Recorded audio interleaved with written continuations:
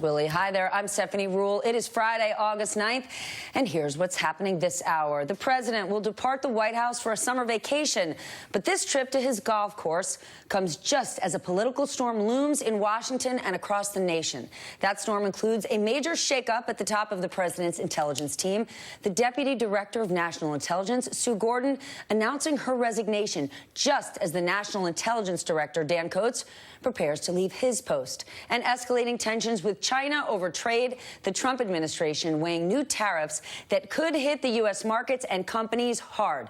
Then there's the new, sharper attacks from 2020 Democrats as they converge on Iowa to make their case to voters. But perhaps the biggest cloud hanging over the president as he leaves D.C., the debate over guns. The top Democrat in Congress asking the president to force the Senate to take action as the NRA now vows to oppose any legislation it says infringes on rights.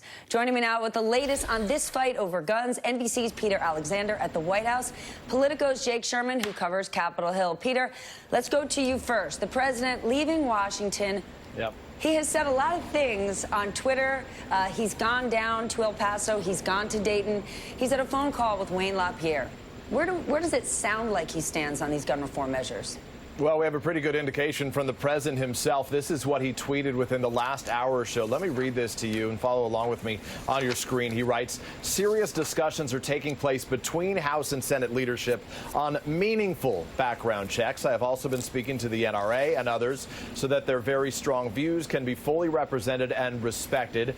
Guns should not be placed in the hands of mentally ill or deranged people. And this may be the key line. He writes, I am the biggest Second Amendment person there is, but we must all work together for the good and safety of our country. Common sense things can be done that are good for everyone here. What is clear is that what the president is willing to do is ultimately what will happen in Congress. Mitch McConnell is waiting to hear those signs, to hear those clues from the president, how far he is willing to go on this. You'll remember after Parkland, the president said that he wanted strong background checks. But as for those two background check bills that are on the Senate Majority Leader's desk right now, there was a veto threat from the president. So has anything changed this go around? The president has privately and in conversations with aides, allies, and opponents expressed a new, renewed willingness to open up this conversation about background checks. How would he be willing to do that if he did? Would it come in the form of an executive order?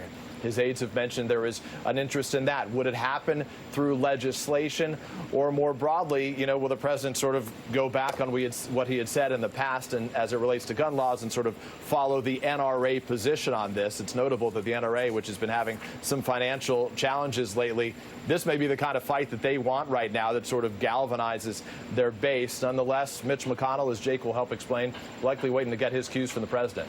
All right, well, let's talk Mitch McConnell. Jake, we know Speaker Pelosi sent a letter to the president urging him to force the Senate back into session. And Mitch McConnell is actually signaling not that he's going to call everybody back tomorrow, but he may be open to some sort of legislation. Let's be clear what he said, and we don't know what he means. We can't get in his head. But Mitch McConnell has a tendency to say words, whether they have deeper meaning. That's usually what people do with words, Jake. Well, yeah. Well, listen, McConnell just stated a fact. The fact he stated was background checks will be in the center of the conversation. That's true. There's no doubt about that. They're already in the center of the conversation. But now let's put that together with the other facts we know. The president said he's talking about background checks and he doesn't want guns in the hands of mentally ill or deranged people. Those are not the background checks that Democrats are talking about. Maybe that's part of it. But Democrats want background checks for everybody, and they don't want more than mentally ill and deranged people to have guns. They want stringent requirements on all sorts of people to not be able to have guns. So again, the point that we made in Playbook this morning, which I think everybody needs to heed this advice, which is everything right now is noise. Until the president says, I want background checks, and background checks to me means X, Y, and Z, Everything else is irrelevant because Republicans are not going to certainly not going to come back, but they're not going to come out in support of anything until they know exactly where the president is. I mean, one could have a lot of criticisms of this president, but also concede the fact that he is stunningly popular with his base, and people will follow him and abandon long-held orthodoxies for this president. They did that on spending. They've done that on a lot of things. So if he says he's for something, people will march in line behind him. We know that because we've seen it in the past. But, Jake, the president's base isn't going anywhere, and 97% of the country is for background checks. So it's not just Democrats who want them. The nation does. Sure. But Democrats and the nation wanted them after the last dozen shootings, and we didn't see anything happen after that. So the missing piece here, if what you say is true, which it is, polls show gun control as being very high, very popular around the country. So the missing piece is Republicans supporting it, if that would appear to be the missing piece. The person that can get Republican lawmakers, the people who have the voting cards, galvanized around this is the president. I want to just remind everybody, Barack Obama went around the country campaigning for gun control during his presidency and said it was his top priority, was unable to get it done. Why? Because Republicans were worried. That gun owners and the NRA have a better relationship with President Trump than they do Barack Obama. The argument then was it's a slippery slope, don't trust him. They've got more trust in the president. He could actually do something here. Yeah, I completely agree. So the president needs to either neutralize or ignore the NRA and get Republicans in behind him. All right. Peter Alexander, Jake Sherman, thank you. I want to bring into the conversation my friend Ashley Parker, Pulitzer Prize-winning White House reporter for The Washington Post, former Republican congressman from the state of Florida, Carlos Curbello, and Jason Johnson, politics editor at TheRoot.com. All lucky for us, our MSNBC contributors. Ashley, Jake just mentioned Mitch McConnell. Is this different from what we've heard in the past? The fact that he's saying background checks will be part of the conversation, is it a positive or an opening that he's even saying there will be a conversation? Potentially, but I sort of agree with what Jake said, that at the end of the day, with you and Jake said, actually, at the end of the day, this all comes down to President Trump. And President Trump does have a better relationship with the NRA. President Trump's base, as you pointed out, absolutely is not going anywhere. But the question is, does President Trump fully understand that? And is he willing to give these Republican lawmakers the cover to do something on guns? Because President Trump's base is never going anywhere. That's something that becomes very clear anytime I go out and I talk to voters and I talk to Trump supporters.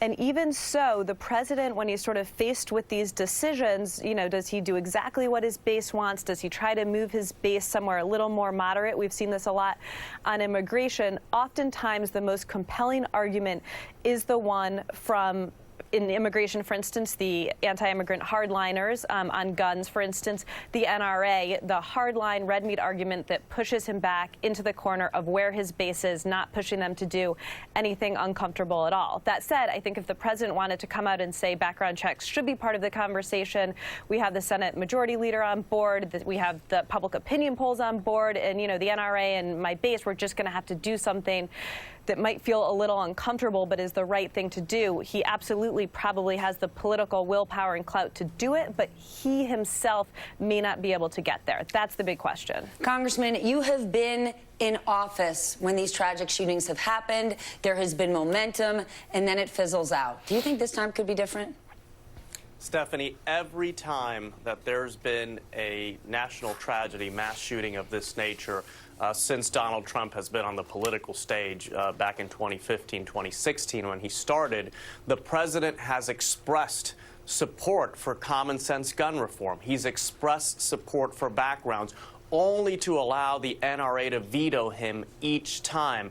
That is the central question here. I don't even think it's about the base. I think there are a lot of Trump supporters throughout this country who support universal background checks and other common sense gun reforms. This is about one organization, and the president and the White House need to decide if they are going to proceed with courage and demand action from the Senate specifically, or if they are going to cave to the NRA once more, because certainly the NRA is part of the coalition that elected the president. But this is the central question in politics today, whether people are willing to compromise and move to the middle or simply satisfy their bases and the special interests who support them. So, Congressman, this is not about the American voter. This is about the $30 million the NRA gave to help President Trump get elected and all the other money they've given to those lawmakers out there with A and A+ ratings from the NRA. That's what this is about? That is certainly a major factor, and the NRA is a force to be reckoned with in Republican primaries. So it's not just the president who's worried about this. Senators and House members are worried as well. I will say, Stephanie, this time feels different. I have seen some House Republicans who in the past were not interested on engaging in this issue now saying we do want to move forward. And these are not the moderate members. These are members kind of from the middle of the House Republican Conference. So I do have some hope, but it'll be very difficult. The president is the one who will have to clear the NRA hurdle. Jason, your perspective, how do Democrats play this? If the president gets anything done, it could be a huge win for him, and let's be honest, he needs one. It could be, but no one believes he will. I mean, I don't. There's no one who I've talked to in D.C. who believes he will, in part because. But not one single strategist would say this is his moment to pivot.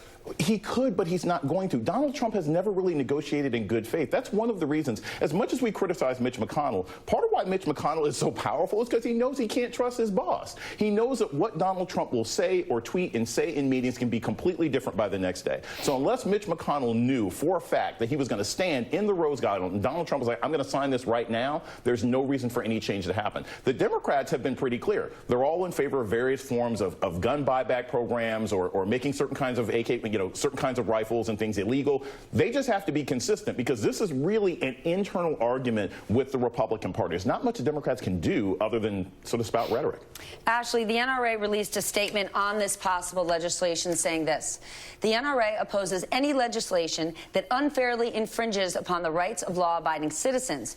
The inconvenient truth is this. The proposals being discussed by many would not have prevented the horrific tragedies in El Paso and Dayton. I know your colleagues have been reporting on the pressure the NRA has been putting on the president. What can you tell us about that? And how powerful are they really?